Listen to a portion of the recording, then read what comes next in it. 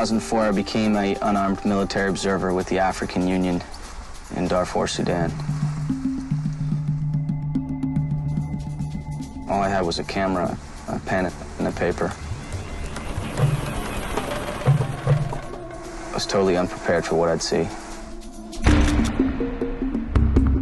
I'm a captain in the Marine Corps. I'm an infantry officer. I just commanded a company of 330 Marines, and so I decided to get out, and without really any idea what I was going to do. I found a job on the internet. It said Patrol Leader Sudan. I said, Patrol Leader Sudan, you know, it sounds great. So I went and picked up a few books about Sudan and started reading. My job was to go monitor a ceasefire. I was going to be in charge of a three-man team, and we would go out and investigate and monitor. What does monitoring a ceasefire really mean?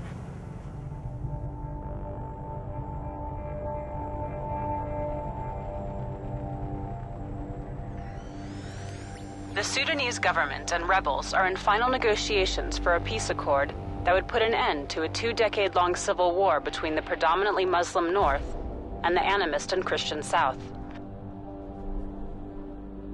Meanwhile, a separate conflict in the Darfur region of Western Sudan has claimed thousands of lives and displaced as many as 1 million people out of a population of 7 million. Gretchen, I had to write you to get this out of my mind. I don't know whether or not you're aware about the African Union's recent statements.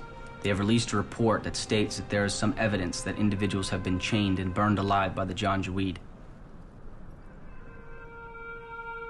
I've seen these photos from a confidential AU report. I'm not permitted to send them, nor do I wish on you the same dreams that I've had as a result of these photos.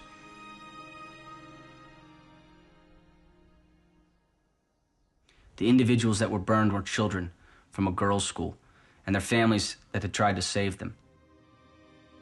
The photos were the most disturbing thing that I've ever seen. I saw girls that had their hands bound by makeshift handcuffs, huddled together and burned alive. Men strewn all over the village, burned alive, only because they were trying to protect their family. The entire village lay in ashes.